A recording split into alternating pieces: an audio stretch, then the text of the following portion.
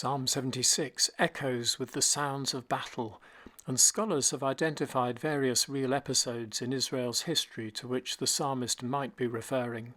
Perhaps the most likely is the failed attack of King Sennacherib and the Assyrians on Jerusalem in around 700 BC, which is recorded in chapters 18 and 19 of the second book of the Kings.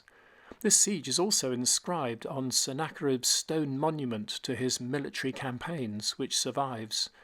The siege of Jerusalem is the only one on the list of inscriptions which does not also say the city was captured.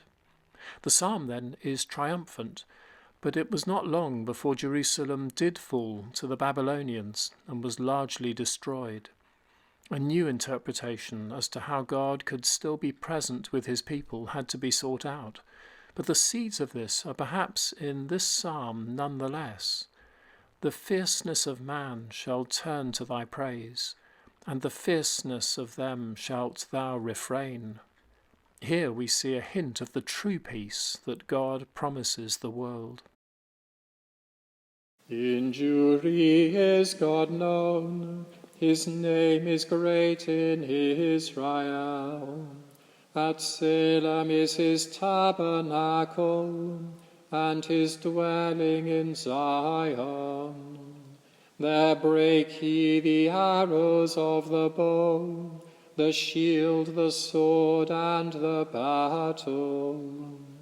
Thou art of more honour and might than the hills of the robbers. The proud are robbed, they have slept their sleep, and all the men whose hands were mighty have found nothing. At thy rebuke, O God of Jacob, both the chariot and horse are fallen. Thou, even thou, art to be feared, and who may stand in thy sight when thou art angry? Thou didst cause thy judgments to be heard from heaven.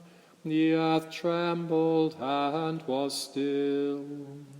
When God arose to judgment, and to help all the meek upon earth, the fierceness of man shall turn to thy praise, and the fierceness of them shalt thou refrain. Promise unto the Lord your God, and keep it, all ye that are round about him. Bring presents unto him that ought to be feared. He shall reframe the spirit of princes, and is wonderful among the kings of the earth.